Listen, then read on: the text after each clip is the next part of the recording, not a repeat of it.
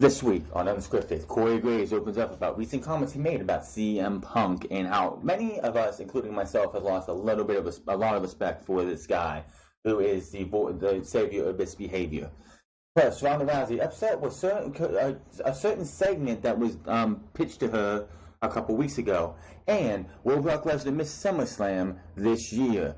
This and more on the future #1 podcast right here on YouTube.com. This is Unscripted.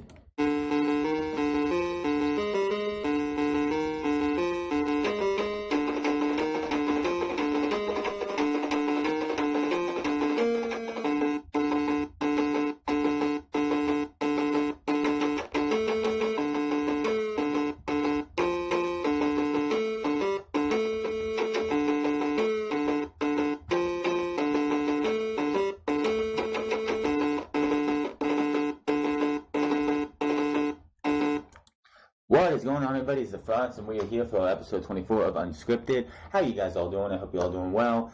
Monday Night Raw, SmackDown Live, and NXT have just finished up their go-home shows this week for Money in the Bank and TakeOver Chicago, which, if you look at what happened with Monday Night Raw, SmackDown Live, and NXT, what show are you more excited about? Is it Money in the Bank, where we see Jinder Mahal versus Roman Reigns, or Nia Jax versus Ronda Rousey, or NXT TakeOver, where we see Ricochet versus the Velveteen Dream, Johnny Gargano versus Tommaso Ciampa, and Danny Burch, Oni Lorcan versus the Undisputed Era, Aleister Black versus Lars Sullivan, and Nikki Cross versus Shayna Baszler. I know what I'm looking forward to. I did have both preview and predictions this week. If you want to go check them out, they are on the channel, as well as Monday Night Raw and SmackDown Live double review because of things out of my control. So I got those in one day on Wednesday morning, and then of course we had NXT's review, which went up on time as it should have, as it does every single week. Not much more to talk about Monday Night Raw and SmackDown Live because we did cover that all in the Money in the Bank preview and predictions yesterday, and only thing really we did go over NXT, but man, you can't stop saying good things about NXT. I will go off a couple things that I did not seem to mention. Is first off, when it comes to Monday Night Raw, what are they doing with Natalia's so-called injury? Because when the injury happened, it was her right knee, and when you saw her in the back, her right knee was iced. Then we get to Monday Night Raw, and her left knee was taped. What are they doing? Are they trying to set up her to play mind games with Ronda Rousey to where she'll fake her injury around Ronda Rousey, and then the mask will come off, or the fake injury will be revealed, and she's not really injured? I have no idea, but it's just something I don't think I hope they're not really this stupid, because it's just lame that they would do something like that. Also, nothing else really. There's nothing else I think I missed anything else, because SmackDown was pretty decent outside of the opening segment and the main event, which we didn't need. Oh yeah, I forgot about this during the SmackDown portion of my review show, that we were 5 days from Money in the Bank. We were 1 day away from Money in the Bank right now. And Tuesday, you had Shinsuke Nakamura versus Jeff Hardy, and then you had an interview segment for 2 questions with Jerry Lawler with AJ Styles. These guys had no interaction at all. You had a low blow by Shinsuke Nakamura to Jeff Hardy, then to Kinshasa, and AJ Styles just pretty much saying he's going to be the last man standing. That was it, but no interaction. What happened, that should have been, as soon as his music played, out of nowhere, when Jerry Lawler's there, you just see Shinsuke Nakamura come up from behind and low blow or whatever they have to do to assert his dominance, to be like, listen, I'm ready this time, and I'm going to be the last man standing. They didn't do that, and it makes me wonder, are they going to even be in the main event? Are they even going to be in the last hour of the show? Because if the men's Money in the Bank ladder match closes the show, what's going to be the match before that? I'm pretty sure we'll see Jinder Mahal versus Roman Reigns towards the end of the show, if not the main event, which would be a tragedy of epic proportions. And of course, that match is going to be shit. Plain and simple. SmackDown, again, I said, was good outside of the first portion of the show, the first segment, and the main event, because the women are just terrible. I don't know what they're doing with the women. It's just WWE has so much talent with Natalya, Ronda Rousey, Sasha Banks, Bayley, Ruby Riott, Mickie James. That's 6 women right there. Alexa Bliss is overrated. Alexa Bliss is just complacent and not even she wasn't that great in NXT. That's why she was the what I want to say. She was the manager to Blake and Murphy, and that's it. She really wasn't good at anything. Before that, she was just a cheerleader who came out kissing dust to everybody. She wasn't that great. She's okay on the mic when she wants to be. She could be good on the mic, but that's it. Her wrestling skill is not that great. We have women again like Sasha Banks, Natalya, Bayley, Ruby Riott, and Mickie James. And I didn't name another one, but and Ronda Rousey, number 6. Then SmackDown, you have Becky Lynch, you have Charlotte, you have Naomi, and this is the best you got for them. The best you got for them was a women's summit, which went absolutely nowhere. And then you had him in the 10-woman tag match with Asuka, who was also on there. That's 4 right there. Becky, Charlotte, Naomi, and Asuka. That's all you got for SmackDown. Everyone else on SmackDown, which is the Iconics, who are just so goddamn annoying. I don't know why you decided to kill whatever made them, which in my opinion, the Iconics have never been anything special. They're there to put other people over. That's all they were in NXT, was 2 bodies who could put other people over. That's all they ever have been. That's all they ever will be. They're nothing special, and that's all you got to say about that. But having them come out and having Peyton Royce sit there and pretty much make fun of people every week, while Billie Kay sits there and laughs about it all, is just ridiculous. It's going nowhere. It's going to go nowhere, and these 2 are never going to see the light at the end of the tunnel with any solidarity push. So, yeah, there's that. And then, of course, the tag team divisions are both garbage. I mean, we have great tag teams on both shows, if you think about it. We have Drew McIntyre and Dolph Ziggler. I do have news on the Office of Pain and why they aren't around. We have the B team, which in my opinion are trash. I mean, these guys for years were in nothing. They were nothing on the product. They were in the Miz Tourage, just helping the Miz win his matches, and that's it. And they were losing most of the time. Now you have them picking up wins against Breezango, who peaked when they faced the Usos for the tag team titles last year in an impromptu tag team title match, and they lost. That was when the Breezango tag team peaked. They have done nothing worth anything since. The Fashion Files were never funny. The Fashion Files were just annoying, and the fact that it was a failure, it got moved to WWE.com before they hopefully finally killed it. I'm pretty sure they're not doing it anymore. They don't reference it on Monday Night Raw, so I'm pretty sure the Fashion Files is not a thing anymore. Maybe Vince McMahon finally realized, this isn't funny anymore, and ended. What a bunch of news we got this week. But before we get to the news, NXT, of course, NXT is great.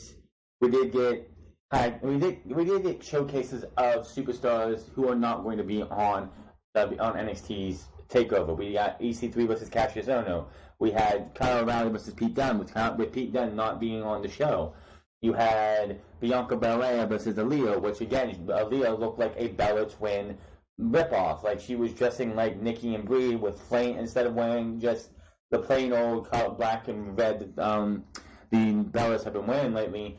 She's wearing flame versions. I'm like, why does she look like she's trying to copy Nikki and Brie Bella? You do not want to be associated or known as being a Bella Twin ripoff.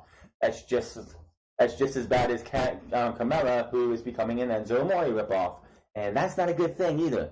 Being compared to trash does not help your career, period. And yes, the Bella Twins are 110% trash. The only reason they ever got anywhere they were is because of who they dated or who they're married to. If you don't like it, too bad. That is the damn truth. The only reason Nikki Bella was the longest reigning Divas champion was because of who she was fucking.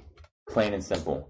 And the only reason Brie and Nikki got that nice little spot after SummerSlam and had that stupid ass feud where I wish you would have died in the womb was because of who they were fucking, and that is it. And if you don't like me, don't at me because I'm not fucking wrong. And yes, whatever the fuck's going on with John Cena and Nikki Bella, I don't give a fuck what their brother says. Yes, it's a fucking work. 110%. Their entire fucking relationship was a fucking work. You don't go there and just have a relationship happen out of nowhere and just end it when, oh, that's right, just taping for Total Bellas and you don't want to, and you want to continue this drama along. So you guys are going to break up. You're going to break up. We're going to make a big, huge highlight about it. And probably by the end of the year, they'll probably be back together and on their way to married. And yeah, so what? But on but NXT again is doing great. We saw, of course, when I went on that Bella Twins tangent because, again, Aaliyah looked like a Bella Twin, and that was not good. The War Raiders, who I honestly think are going to be your next NXT Tag Team Champions come Brooklyn. I honestly think they're being built up. They are facing the Mighty this coming Wednesday on the NXT TakeOver Chicago After Show, Aftermath, which, of course, will be taped before NXT TakeOver. So it's going to be interesting to see what happens with the Mighty versus the War Raiders. I will be here for that show, reviewing that, and Dakota Kai versus Bianca Belair, who, again, Bianca Belair, with a brand new finisher, a torture rack driver, whatever the hell she's calling it, way better than that alley-oop, which was just a, electric powerbomb, shove-over-back powerbomb, which, by the way, the Big Show used to use as a, not a finisher, but like a signature or something. It used to be in his, like, in WWE SmackDown, I think it was SmackDown, but Know Your Role or something. That was one of Big Show's finishers. So to see somebody using that alley-oop was not a good thing. I'm so glad that somebody in NXT was like, well, we need to get you something else because this thing is awful. But it's going to be Dakota Kai versus Bianca Belair because Bianca Belair came into Dakota Kai's interview and was like, why are you interviewing this woman? She sucks. I'm the EST of NXT. I'm the one you should be talking to. I'm taking over this interview. And Dakota Kai's like, well, Shayna Baszler might have been able to use her mind games to get into my head, but I'm not going to let you do that. I'll see you next week. Dakota Kai, the Bianca Belair liked that and said, but you won't. Good stuff, and NXT is always above and beyond the best thing in WWE. 205 Live, which I have not watched this week's 205 Live. Been a little bit busy with E3 and other things. Is the second best show, and that's kind of sad that a year ago, this show, 205 Live, was dead. It was a dead brand. It should have been put out of its misery. It should have been given the bullet to the back of the head and been done. The one known as the real one now gets fired, and Triple H is then taking over, and it gets back to what it should have been from day one. About wrestling, about wanting to be the best, wanting to be the WWE Cruiserweight Champion. I still want to see those tag team titles, but I don't think that's going to happen anymore. We did report on that a couple months ago, that there was talk of tag team titles. But with just the Lucha House Party now and Brian Kendrick and Gentleman Jack Gallagher, really not much there. I mean, they did have Isaiah Utami and Akira Tozawa, but they broke that up. So I don't see them doing anything with tag teams unless Leo Rush comes in and teams with somebody and Buddy Murphy finds himself a team. I can honestly see Buddy Murphy, if they were to do this, Buddy Murphy and tag team partner A taking on... it could be Buddy Murphy and Leo Rush. That would be a hell of a tag team. Look at book that one. Leo Rush, Buddy Murphy, tag team champions if they would ever win the tag team titles. But I talked about this week enough. This week was outside of half of SmackDown and all of NXT. Monday Night Raw did not get you excited for didn't even feel like it's Money in the Bank. It felt more of just like, let's do what we did a couple weeks ago. Let's do what we did last year with the ladders, and done. Let's get on to this news here. Is WWE looking to build a bigger performance center? Bobby Roode sat down with Little Rock's television station, KARK, before this past Monday Night's Raw, and some interesting comments when it came to potential future plans of WWE development process, especially a new performance center. From what I hear, it's going to continue to grow. I heard that they're looking to build a new facility, a larger facility. That's all he really said. Triple H did come out and contradict this on the TakeOver conference call. I do not have those notes there. I wish I would have found them. I couldn't seem to find them. But he did pretty much come out and state that, yes, they are over capacity in NXT's Performance Center. There's just so much crop of talent coming in that they just can't seem to be able to, handle it. Like, WWE, like Monday Night Raw and SmackDown Live can always take a talent or two, but right now WWE is overflowing with talent and up and coming talent, as well as the rookies who are starting to become who they are, and them coming in and bringing in other talent like an Adam Cole, like a Ricochet, like a War Raiders. That doesn't help the fact either. So unless they do some spring cleaning or summer cleaning in WWE, to where you release the dead weight of Monday Night Raw and SmackDown Live to bring up other talent, it would help them to get a bigger facility. But as of right now, Triple H has also stated that there is not going to be another performance center. There was rumors going around that they want to open performance centers all over the world, one in the UK, one in the Saudi Arabian government, as well as China and other places too. Take over the world mentality where they are the ones who run everything. That's a wait and see, but WWE not making another performance center, even with Bobby Roode's comments there. This one's a sad one, and I'm glad he didn't get hurt and much at all. Jeff Hardy pleads guilty to DWI arrest. Jeff Hardy has pleaded guilty to driving while impaired for an incident on Carabas County in March. According to WBTV, Hardy was issued a 120-day suspended sentence and fined $300 for court costs. Hardy will need to complete an assessment and treatment class and will also have to turn over his license. Hardy has 120 days to complete 48 hours total hours of court-ordered community service. Hardy was charged after being pulled over in Concord, North Carolina for registering a .25 blood alcohol content breath test. According to the arrest report, Hardy was seen leaving the roadway before striking with about 150 feet of guardrail before the back end of his car spun out 90 degrees, coming to rest in the middle of the right northbound lane to travel.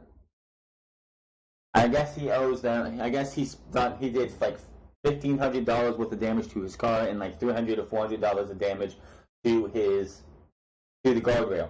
Ladies and gentlemen, boys and girls, children of all ages, if any of you were a Jeff Hardy fan, this is one of those things where you have to sit there and look at yourselves and be like, do not drink or drive. Because one, you will get your license suspended, you could hurt yourself, you could kill yourself, you could kill others, you could end up doing property damage like this guardrail, which is state property. You have to pay that back if you do, get out of this unscathed, what it looks like Hardy did.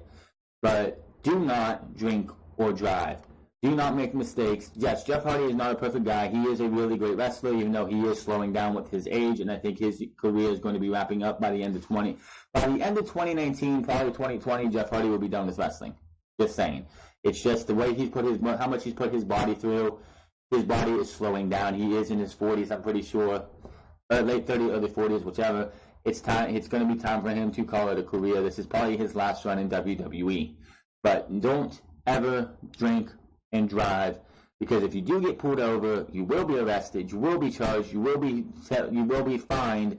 Your car, if it gets messed up, will have to be repaired. That's going to be money out of your own pocket, which I'm pretty sure your insurance will not pay because it was because of a drunk driving accident. And you could injure yourself. You could end up ending your own life. You could kill somebody else. You could do a whole litany of things. This is not a public service announcement. It's just do not do what he did. Always have a designated driver. It's always imperative to have a designated driver. High-profile matches set for New Japan Pro Wrestling's G1 special in California. As reported by PW Insider, several high-profile matches have been announced for G1 special in San Francisco. Kenny Omega vs. Cody, which will be the main event, will be a rematch of the Supercard of Honor bout from April, which was won by Cody. The four matches, I believe it's four, are as followed. IWGP Heavyweight Championship, Kenny Omega vs. Cody. IWGP Heavyweight Tag Team titles, it's the Young Bucks vs. Evil and Sonata, rematch from Dominion.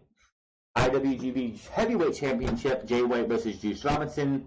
And Kazuchika Okada and Will Ospreay vs. Tetsuya Naito and Bushi. People are wondering, will Chris Jericho wrestle on the G1 special? Why won't he be there?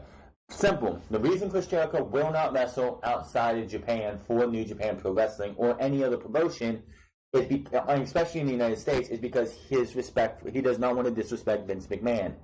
If he was to show up at this show or All In as the IWGP Intercontinental Champion in the United States, Vince McMahon would probably take that as a slap in the face that, like, I gave you a shot in 1999. I've always given you a shot to come back and show the wrestling fans what you can do still, and this is how you repay me, coming to my land of the United States, and you're going to wrestle for somebody else. Chris Jericho's not going to do that. He is a WWE lifer. Over in Japan, though, it's a different story. It's WWE has even though they have Shinsuke Nakamura, Hideo Itami, Akira Tozawa, Asuka, and I believe and Kairi Sane. That's five Japanese superstars right there.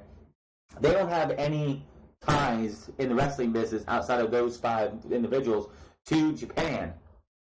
So Chris Jericho doesn't have the same obligations to Vince McMahon in Japan, so that's why it makes it a little bit more easier for him to wrestle in Japan. I'm still shocked that he won the IWGP Intercontinental title. That belt looks damn good on him, a 10-time Intercontinental title champion, 9 in WWE, 1 in Japan.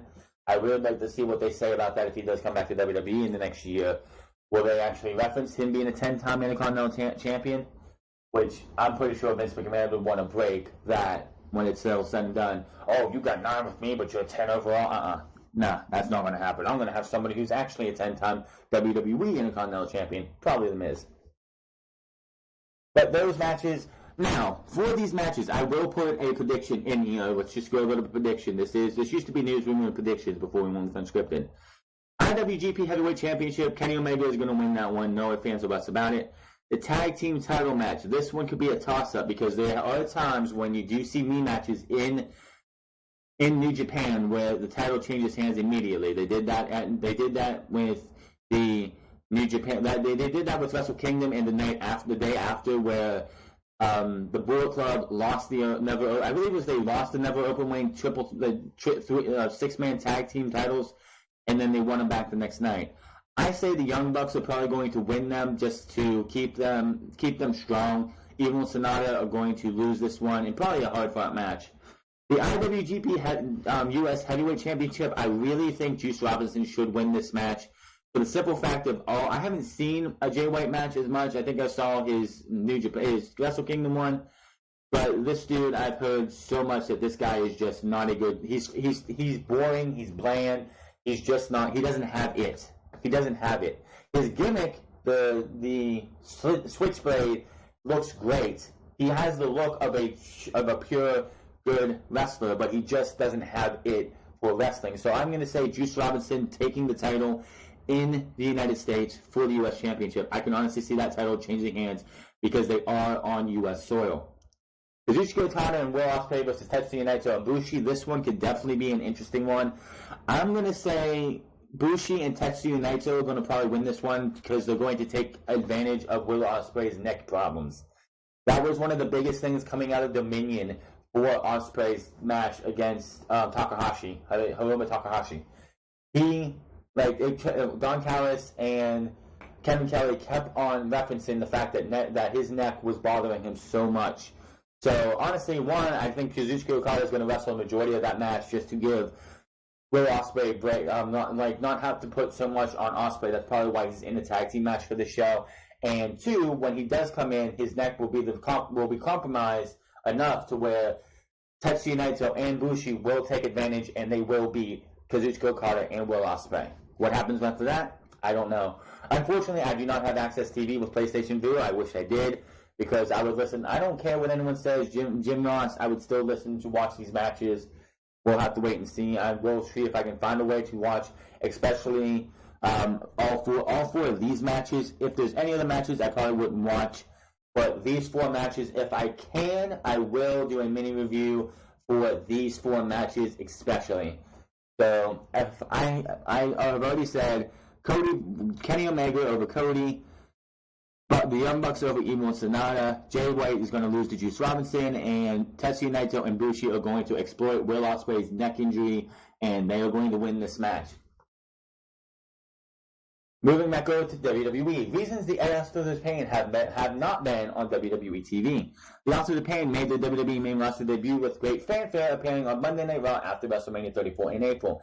However, the former NXT Tag Team Champions have barely been on television since. I mean, they were there for the first 2-3 weeks and they haven't been seen since.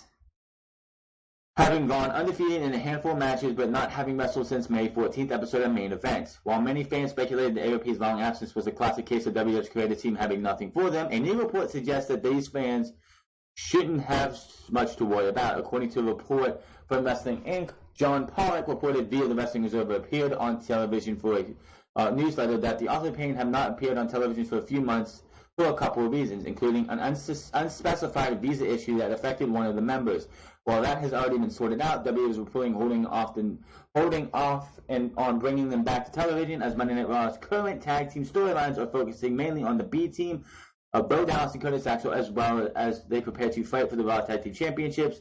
That has not been confirmed for Money in the Bank. I think I said something briefly in my predictions yesterday, but it has not been. I saw Brian Zane's predictions, and he put it in his predictions for Money in the Bank, but I have not seen anything of this being confirmed for Money in the Bank.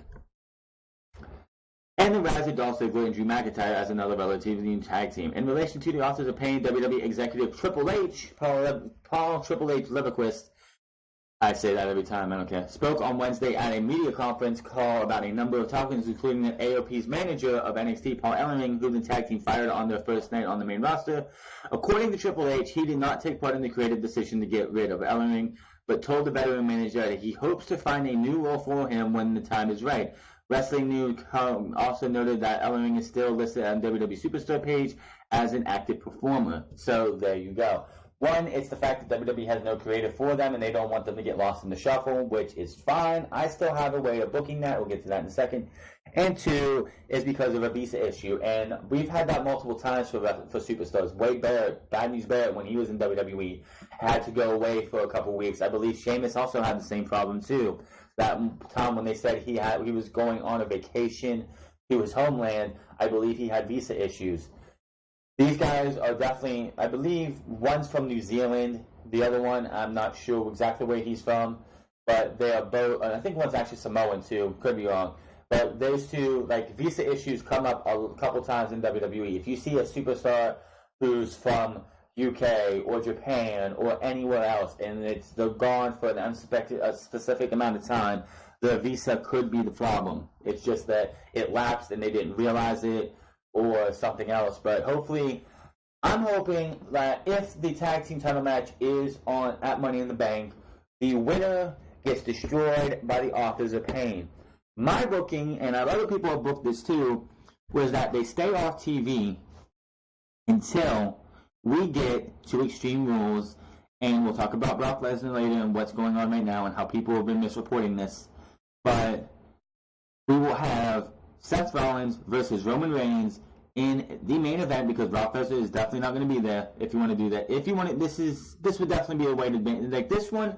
If it goes the way I would want it to, and I booked it before, this would be an okay main event. Seth Rollins versus Roman Reigns. I know, over the WWE Championship. But if they're going to do it this way, you want to leave people on the note of what the hell just happened. The match is going down between these two, and the ref gets knocked out. Two big burly men in ski mat and all black suits. You don't even have the Akam and Razor. They are wearing black sweaters, black hands, black masks, and they go in there and they beat down Seth Rollins. Roman Reigns gets up and is like, "What's going on here?" He nods to him and is like, "Get him." Last chapter, they get out of the ring. They get out of the ring. 1, 2, 3. Roman Reigns is going to SummerSlam to face Brock Lesnar. Masks come off. It's Akam and Razor, and you have a new Roman Empire. They cut a promo the next night with Roman taking the mic, because I'm not a big fan of Roman's mic work, but I would rather him talk instead of Akam and Razor. Akam and Razor need a manager. They need somebody to be their mouthpiece. That's why you had Paul Ellering. These guys can't talk. It's probably because they haven't had much time to, because down in NXT they didn't do much talking. But half the time I can't understand what the hell they're saying. They speak in Samoan or like whatever languages they talk in. But having Roman Reigns come out and be like, listen, the WWE's management doesn't want me anywhere near the Universal Championship. Well, I did something about it. I went out and I got my own Shield. I got the Roman Empire together. I am Roman Reigns, and this is my empire, and I will leave SummerSlam as the Universal Champion, whether you guys or management wants me to, and drops the mic, and that's all he needs to say. And there you go. You have yourself a faction, and when we get to SummerSlam, you have two matches. You have the Authors of Pain versus the Raw Tag Team Champions, whether that's the B Team or the Leader of Worlds, and then you have Roman Reigns versus Brock Lesnar, and at the end of the night, Roman and the Authors of Pain have both won the titles by hook or by crook. All three guys are dripping championship gold. They're heels, Roman's a heel, everything works out great. That's the way you need to do that. They do not need to be seen before then. But will WWE do that? I doubt it. I'm still pretty sure they're going to have, because if you're just going to come out and say Roman Reigns deserved a championship match, I really, really, really, really want like Seth Rollins to come out or someone to come out and be like, no, you shouldn't just get a WWE championship match. Seth Rollins, if he loses to Elias, should come out and be like, you just don't get a WWE championship match, you have to earn it. I want to be in the Universal Championship too, so don't have Kurt Angle just come out and be like, listen, you both should get a championship opportunity, so you're going to fight for it. Have these two go back and forth with their respect for each other and be like, listen, how about Extreme Rules? We settle this. Me, you, the winner goes to SummerSlam for the Universal Championship against Brock Lesnar. It's not that hard. Why can't they do that? That would be great. Instead of having Kurt Angle be like, listen, you guys both deserve a chance of Brock Lesnar. You guys have both been on a roll, which even though Roman Reigns hasn't been, he's been getting his ass kicked minus Samoa Joe. Why don't I put you guys in a match at Extreme Rules? No. Have them come out and get into bars back, like talking back and forth, cutting promos on each other for the night after Money in the Bank. And have these two lay down the challenge to one another, and then, of course, shake hands, and that's that. You have Roman versus Seth with a heel turn happening at Extreme Rules. I know Extreme Rules is just going to be that pay-per-view that nobody's going to even want to give a fuck about because it's in between Money in the Bank and SummerSlam. But give the fans something to be talking about. Roman Reigns, Seth Rollins, when it goes on SummerSlam, Roman Reigns turns heel. If it's a no DQ match, here's the thing, if it's a no DQ match, or some kind of stipulation, false count anywhere, whatever, that makes it even more interesting to see Roman Reigns turn heel by having the Authors of Pain covered up, which is going to be kind of hard. You know who it is. Like the fans will know. The fans will know who it is, while the commentators do their absolute worst to try and make it sound like they don't know who it is, because Akam and Rezar are two big dudes. I mean, when Seth Rollins, Dean Ambrose, and Roman Reigns all made their debuts with the turtlenecks, they could have worn masks. I still think, and this is one thing I wish they would have did, was when, instead of breaking Ryback's undefeated streak in the most piss-poor way, Ryback come because John Cena was healthy enough to be able to wrestle that Hell in a Cell match. They just had Ryback in there because they didn't know if he was going to be ready. You could have had Ryback making his way to the Hell in a Cell. He's like getting ready to get in the cell. Lights go out. He's out. You see three masked men, people you don't know who the fuck they are, covered up completely, wearing the same turtlenecks but having masks over their face. If you want to use luchador masks so it doesn't look so bad, fine, whatever. But like gloves on and everything, so we don't know who they are. You had to conceal their identities so we don't know who they are. Then we would have got the SummerSlam and that would have been the big reveal. But they didn't do that. This is something they need to do like here. Authors of Pain could come back. You have something great for these guys that was just waiting to happen. I remember I said something about a couple weeks ago. Someone posted on me to Twitter that it should be the Usos should have came. This is before the Superstar shakeup. The Usos should come to Monday Night Raw and team up with Roman because they're family and have a heel faction again. And I'm like, no. Why would you do that? The Usos got over on their own. The Usos are made already. Roman Reigns, with his heat as a hated superstar, needs to get other people who are heels aided. The Authors of Pain are 50-50. There's people out there who like the Authors of Pain, but to have the Authors of Pain align themselves with a heel Roman Reigns would get those guys over and would give them something to do. And then, of course, yes, they hold the tag team titles, and Roman Reigns holds the Universal title. They can all three hold the titles from SummerSlam to WrestleMania if you want to. Dominating Monday Night Raw until we get to WrestleMania. How would you get that out? That would have to be interesting because first off, you would have Seth Rollins be on one side, and you would have to have two big guys as well, probably, to take on the Authors of Pain. I'm not sure though. That would be interesting. How you break that how you destroy the Roman Empire, that's for another time. If it was to happen, then we'll worry about booking a way to end it with everybody looking strong. That's the one problem with factions, is that most of the time when factions dissolve or dissipate, it's either one person looks strong in the end or nobody looks strong. There's always a way to make a faction, when it breaks up, everyone can look strong.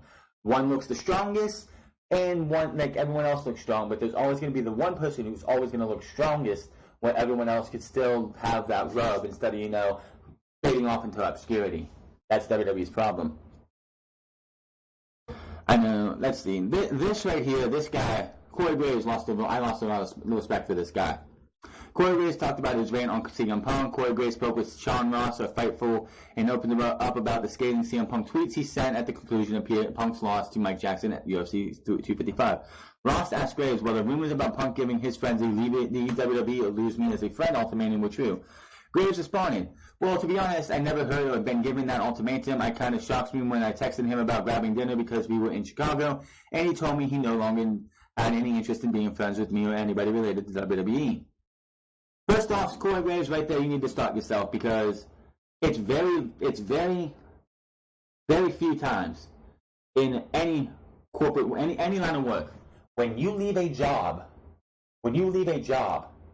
as big as like the WWE, or if you work for Sony, or you work for IGN, or you work for Impact Wrestling, or you work for EA, or you work for Ford Motor Company, that anybody that you had a bond with there, you still had friends with there, that you're going to stay friends with them. Jim Ross, who's been there, done that, seen it all, could teach Corey Graves more than he will ever know in the wrestling business. He knows more, he has forgotten more than Corey Graves will ever know in the wrestling business. Has said that when you're done with the wrestling business, you'll be able to count as many of your actual friends on one hand. CM Punk doesn't, why would you be mad at CM Punk for being, you know what, I don't want to be associated with that at all. And CM Punk didn't do it malicious, I'm pretty sure. He's just I want to be happy, and having anybody associated with WWE doesn't make me happy, so I'm just going to let it go. I got screwed over a job that I was working last year until about the beginning of August. Not my fault. It was just the way that they did things, and I'm not going to get into it. I would sit there and I would, grit my teeth, smile, be happy, treat everybody with respect unless they didn't deserve it. And do you think I associate with any of those? No. I've been asked by the people who I've worked in other jobs to go hang out with them, but while I was still working there, but I don't associate with them. Of course, yes. When I was 18 to 20, I was working at a Wendy's, first job out of high school, all that good stuff. And yeah, a lot of those people I went to school with. Some of those people I don't associate with half of the people I worked at, like a Wendy's or McDonald's or this place or that place, because it's just that's old news. Those are people in the past. You look forward to the future. Why would CM Punk want to keep associated with people in the past when he hasn't been in WWE for 4 years? Graves been talking about Punk distancing himself from professional wrestling. What really set me off was this week when he essentially disowned the business that made him. Graves also said that his tweet had nothing to do with recent Dr. Chris Amon court case. Dude, this has zero to do with the court or testimony or any of the above. Nothing that I tweeted was corporate. I'm simply hurt, pissed off that a guy that I look looked like as a big brother type has turned his back on me and everyone that loved and supported him only because of the name on my paycheck. I'm definitely not the only one. I won't name names, but there is a larger group of us to this day that inexplicably lost a solid friend because of where we work. You want to know something, Corey Graves? Yeah, you didn't name names, but you want to know something? They didn't go on social media and make a fucking fool of themselves. They didn't go on there and they didn't go on social media and air their dirty laundry like a fucking jackass. You owe everybody in the fucking world a goddamn apology for your actions. There is absolutely no reason to go on social media and cry like a little bitch. That's what you were being, was a little fucking bitch. I would have reported this shit on Sunday, but I was kind of busy with doing a couple other things. That was bullshit. You do not sit there. I don't care how pissed off, how hurt you are. Keep it to yourself. Laying out personal business between you and CM Punk on the web. How fucking dare you? That makes you look like a fucking bitch. Not a punk. You are a bitch. Nothing but a bitch, and you will be nothing but a bitch. You lost a lot of respect in the wrestling community.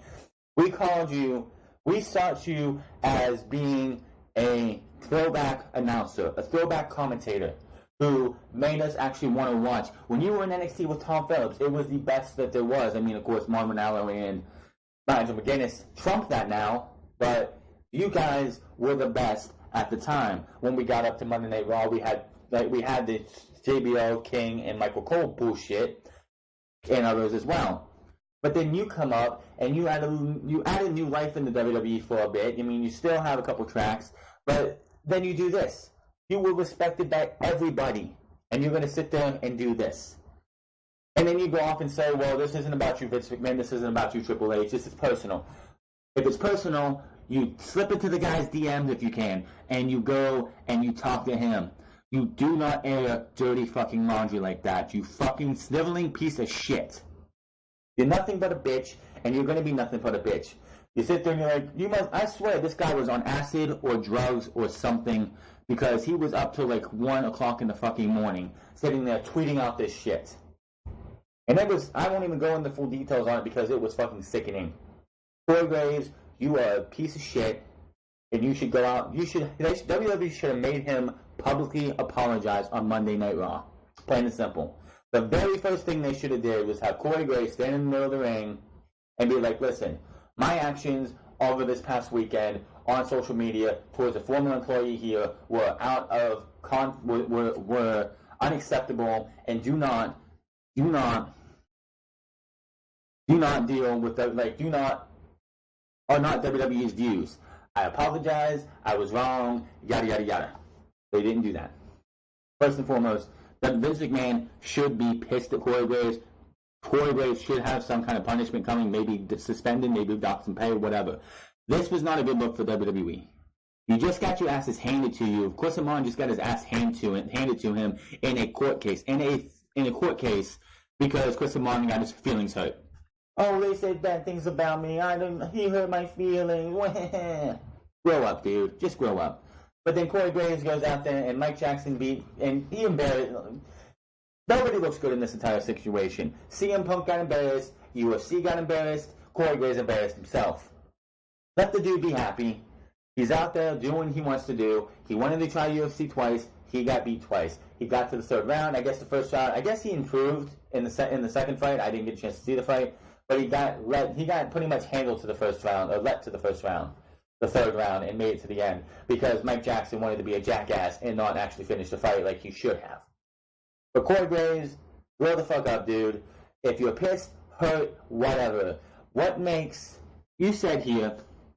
You said, I'm not the only one. I'm definitely not the only one. I won't name names. Well, you know what made them different than you, Corey? They kept their mouth shut. If they were pissed, if they were upset that CM Punk turned their back on him, they didn't say a damn thing. They might have said it to you. They might have said it in the fucking corporate place. They might have said it in the office, whatever. But they didn't say it on social media. We didn't hear who it is, and you were smart to not name names because I guarantee you, if you would have named names, your ass would have been fired. You know, WWE does not need to have this kind of bullshit on their resume. They're still in the process. I don't even know if the deals are done yet. They're still in the process of getting these deals from Fox and NBC Universal done if they ain't already. The last thing they need is one of the main figures, one of the voices of Monday Night Raw, making a total jackass of himself. You are a public figure, a public celebrity. You acting like a jackass makes WWE look bad. I mean, WWE makes himself look bad every single week on Monday and Tuesdays, but this didn't help anything. You need to publicly come on Money in the Bank. You need to open the fucking show before the credits and fucking publicly apologize for your recent actions, because that was bullshit. If you're pissed, if you're hurt, keep it to yourself. You are a grown fucking man. You are not some 10-year-old boy who someone hurt his feelings, so you have to cry about it. You are a 20 or 30-some-year-old grown ass man. Act like it. I don't care if you're the savior of misbehavior. You are a grown man. Act like it. That was not the actions of a grown man. That was the actions of a bitch who got his feelings hurt, pretty much. Grow up, Corey Graves. Grow up. You lost a lot of respect from me and other podcasters and other fucking wrestling fans. Plain and simple. Oh boy, this one's interesting. Who for the last, 10, 15 years wanted to see WWE bring back Halloween Havoc? The most requested pay-per-view from WCW, even when Great American Bash was brought back. Who wanted to see Halloween Havoc? I know I did. That's not going to happen anytime soon. A PW Insider is reporting a Las Vegas-based company, KBN Inc., is trademarking the name and similar look of Halloween Havoc, a classic fan favorite pay-per-view that WCW ran in the late 80s until its demise. The trademark filing does currently listed under wrestling-related purposes, but WWE wasn't the company to show interest. Wow. Well, first and foremost, I don't think WWE was going to ever trademark or bring back Halloween Havoc. I know it was wishful thinking. Maybe, I don't know. It would have been great to see like October come around and we get Halloween Havoc. It was always one of the cooler sounding and looking pay-per-views. They always had the entrance look like it was decked out in Halloween shit. It was just a spectacle to see every single year that I got to see it, from like 97, 98, 99, 2000. Always looked great. Always was like one of those ones that you were looking forward to. Hey, Halloween Havoc's coming up. What's it going to look like? Of course, with WWE doing just, the LED boards, Halloween Havoc wouldn't look like Halloween Havoc in WWE. Halloween Havoc back in 2006, 2007, when the sets looked different, would have been great. I'm sure WWE's architects or artists in the back would have came up with something great for Halloween Havoc, but unfortunately, that will not happen anytime soon. I have no idea what KBN Inc. is, but it looks like it's going to be its own wrestling. It's going to start a wrestling promotion, and Halloween Havoc looks like to be one of its events in October. I'll have more on that if it ever gets out. This one people have been misinterpreting, I swear. Brock Lesnar not confirmed for any upcoming WWE events. We've noted before via the Wrestling Observer newsletter how WWE Universal Champion Brock Lesnar was set to face Roman Reigns in the main event of the August 19th WWE SummerSlam pay-per-view, which could be where Lesnar drops the title. Please don't do that. Give us Seth Rollins, give us Braun Strowman. I don't give a fuck. Give me Kevin goddamn Owens. Give me Sami Zayn. Give me Elias. I don't care, but anyone but Roman. Give me Dean Ambrose. I don't care. Anyone but Roman. This would also like to be his last match with WWE under this run, as his contract is expiring. In an update, the Observer reports that this week that Reigns vs. Lesnar for SummerSlam is not a done deal, as this past week. Furthermore, Lesnar has not been confirmed for SummerSlam by Vince McMahon. At this point, it was also noted that Lesnar has not been confirmed for any other WWE dates, which is very strange because he is the top champion for Raw.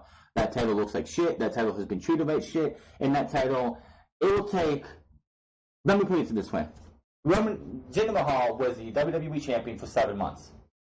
AJ Styles...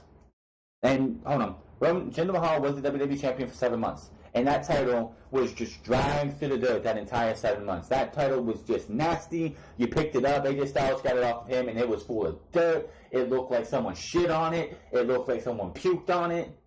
We get to WrestleMania, and that title looks good again. AJ Styles resurrected and made that title prestigious again by going out there every single night and putting on match after match after match that was good.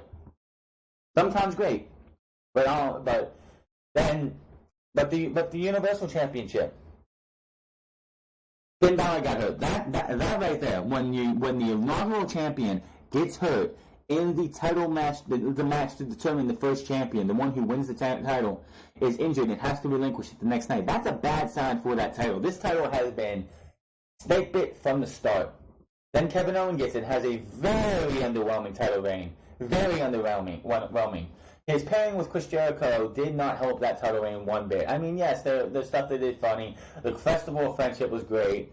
Here's the thing. If Goldberg does not come back, you'll have Chris Jericho versus Kevin Owens at WrestleMania for the Universal Championship, with Chris Jericho as a babyface for the first time in his career winning the World Heavyweight the Universal Championship. Then, of course, probably losing it to Kevin Owens or somebody at Backlash. I'm sorry. Were they Extreme Rules? Payback. At Payback. That's right, Payback. Anyway. But Goldberg comes back. He beats Kevin Owens. Lesnar beats Goldberg at WrestleMania and hasn't lost the title since, but has only defended the title 4 or 5 or 6 times. And any fucking body, I don't care what WWE says, I don't care what the Observer says, I don't even fucking care what Cultaholic says or what Culture Wrestling says. CM Punk's record is still the longest modern day WWE Championship reign. They were 2 different fucking titles. The Universal title wasn't even a thing for 3-4 years before, like, when CM Punk won his title and lost it to The Rock in what was a bullshit finish. I hated the fact that The Rock won the title. You took CM Punk out of the world title match at WrestleMania, where he deserved to be. All the hard work he put in, 400 and some days, he should have been WWE champion going into WrestleMania. But the Universal title wasn't even a thing yet. They just recently got rid of the WWE, the World Heavyweight Championship. No, they haven't. No, I'm sorry. No, they haven't yet. No, the World Heavyweight Championship was still around when CM Punk lost the title. But anyway, that was ridiculous. That everybody's sitting there and saying that CM Punk's record was broken. No, it wasn't. If AJ Styles holds the title for another 200 and some days, which honestly I think he should, if you really want to break CM Punk's record, don't have AJ Styles lose that title till he breaks it. I'm pretty sure that's WrestleMania, a little bit after WrestleMania next year, or it's at WrestleMania. I'll have to come back to that one, but I'm pretty sure it's close to a thought right after WrestleMania next year. So you want CM Punk's record beat? Have AJ Styles hold the title till WrestleMania 35 at least, if not the pay-per-view after that. If you really want to have that record broken. If you really want to have the one thing left other than the pipe bomb that CM Punk is known for broken, have AJ Styles hold that title for the next 200 and some days. That's all you got to do. Brock Lesnar is not beating CM Punk's record. It's 2 different titles. Just like when the New Day broke or set the record for longest reigning tag team champions in WWE. Fine, whatever, different titles. They did not break the record for longest reigning tag team championships with the titles that the Demolition held. Demolition held the WWF World Tag Team titles. Those titles were retired in 2010, motherfuckers. So I get pissed as fuck that everybody sits there and says, "Oh, this person broke this record, or this person broke that record for a different title." Then you have people going out there saying Kazuchika Okada and Brock Lesnar title reigns are about the same. Are you fucking kidding me? Go and watch Kazuchika Okada's last 4 title defenses before he lost to Kenny Omega. Yes, New Japan is. Here's the thing: New Japan doesn't overexpose. They don't have a weekly television show. They don't have a show on every single week to overexpose their superstars. If you saw Kenny Omega every week, Kazuchika Okada every week, Tetsuya Naito, Tiger Mask, and everyone else in between, Juice Robinson, Jay White, every one of those in New Japan every single week, the fans over there would be pissed of it. They would be tired and bored of it. They know how to spread things out. Kazuchika Okada also is the leader of a faction called Chaos. The Chaos faction, which he doesn't defend his title all the time. That's fine. You don't have to defend your title every single time. When the Universal title finally gets off Brock Lesnar, whether it's on Roman, Seth, Braun, Dean, whoever, we have 2 world titles. You don't have to have the world title. You don't have to have both world titles defended every single month. Jeff Hardy's not on Money in the Bank. His title isn't going to be defended at Money in the Bank. Seth Rollins is, though. So Extreme Rules, you don't have to see Seth Rollins or whoever's the Intercontinental title on that show if Jeff Hardy defends. But to sit there and say that Kazuchika Okada and Brock Lesnar's title defense reigns are about the same is fucking asinine. How long did Kenny Omega and Kazuchika Okada go every single time? About an hour each time? What was the last time Brock Lesnar had a 15-minute match? Oh, that was when he faced AJ Styles in a non-title match. Everything else has been less than 10 minutes. Brock Lesnar has had his match against Goldberg went less than 10 minutes. His match against Samoa Joe went 7 minutes. His match in the Fatal 4-Way went like 10. That was the last title defense that went about 15 minutes because Brock Lesnar sat on his ass on the outside for the majority of it, hitting F5, 1, 2, 3. Okay. His match against Kane and Braun Strowman went about, 5 minutes. His match against Roman Reigns went, 6 minutes? If that? 16 maybe? His match at the Greatest Royal Rumble went, not even 10 minutes it felt like. Kazuchika Okada, his match against Kenny Omega, where he lost the IWGP Heavyweight Championship, was was almost 70 minutes. Yes, it was a 2 out of 3 falls match. Look at the match last year at Dominion, which was also a title match, I'm pretty sure. Guess what? That match went to a 60-minute draw. One match for Kazuchika Okada goes well fast, like Brock Lesnar, like a Brock Lesnar title match lasts 5 to 10 minutes. Kazuchika Okada trumps that by 6 times on a title defense basis. So anybody who sits there and thinks Kazuchika Okada's title reign is anything like Brock Lesnar's title reign measures up to Kazuchika Okada's title reign, you are a fucking moron. Plain and simple. You are a fucking moron.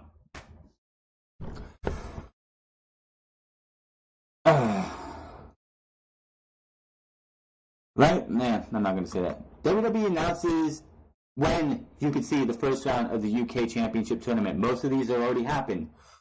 WWE comments announcement where you can see the UK Championship Tournament matches from Download Fest. All of them are going to be on the WWE's YouTube channel. Wednesday, June 13th, you got to see Gentleman Jack Gallagher versus Drew Gulak. That one happened at Full Sail from the last tapings.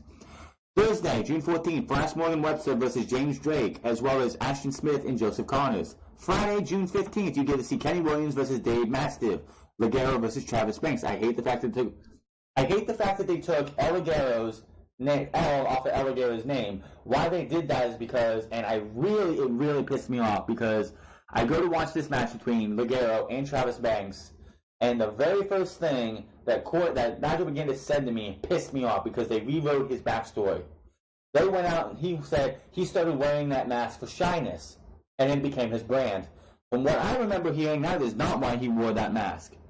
His entire gimmick is like the El Generico. He is the British version of El Generico, pretty much. He was his entire thing was that he's from Mexico. But when he comes to WWE, there's no point in him wearing the mask because they're going to sit there and pretend like he's from, like, the suspension of disbelief for El Ligero's in WWE. I wish he wouldn't have signed with them because they killed his entire gimmick already. Monday, June 18th, Amir Jordan versus Zach Gibson at 12 p.m. Eastern Time. Tucker versus Joe Coffey. I'm looking forward to that match at 3 p.m. Eastern Time. Joe Coffey is a beast, the Iron King. Tuesday, June 19th, Jordan Devlin versus Tyson T-Bone. So, yes, if you're looking forward to those matches, if you don't know who's already into the next round, you will find out between Wednesday of this week and Monday and Tuesday of next week. And the only matches left to not be on WWE's YouTube page are Amir Jordan versus Zach Gibson, Tucker versus Joe Coffey, and Jordan Devlin versus Tyson T-Bone. Make sure to go check those out, as well as all the other first round matches. This is sad, but still a good opportunity for one Vic Joseph. Mauro Ranallo will miss TakeOver Chicago. Mauro Ranallo announced via Twitter that due to a scheduling conflict, he will be missing this Saturday's NXT TakeOver event. Vic Joseph will be his replacement. He tweeted, "I am blessed to have more than one job. Unfortunately, dates may conflict. Off to Dallas for a Showtime boxing triple header. That means I won't be in Chicago for TakeOver. You'll be good hands with Vic Joseph, Nigel McGuinness, and Percy Watson." Honestly, I didn't know who Vic Joseph was until I watched an episode of 205 Live a couple months ago. I'm like, who's this Vic Joseph? he took over, or no, it was him. It was Vic Joseph and Corey Graves before Nigel McGuinness took over for Corey Graves. I'm pretty sure when Corey Graves took both Raw and SmackDown jobs, which, yeah. But Vic Joseph is good at what he does, and I can't wait to see what he does for. This is pretty much you're getting 205 Live's announce team for TakeOver Chicago. So if you've been watching 205 Live the last month and a half or so, you're going to be used to what you hear at TakeOver Chicago. Is it going to be sad to not hear the outrageous Mauro Ranallo for TakeOver Chicago? Yes, because Mauro Ranallo makes the show that much better. I heard somewhere that Tommaso Ciampa went up to Mauro Ranallo and told him that he's doing for him what Jim Ross did for Stone Cold Steve Austin back in the Attitude Era, which is going to be a big deal for a guy like Mauro Ranallo. So that is great for him. So it's going to be a sad thing. So that means NXT TakeOver Chicago and the Aftermath show will be Vic Joseph, Nigel McGuinness, and Percy Watson. It should be great. All three guys, surprisingly, feed off of each other really well. I will say, I have watched some 205 Lives with all three of these guys, and they do sound better.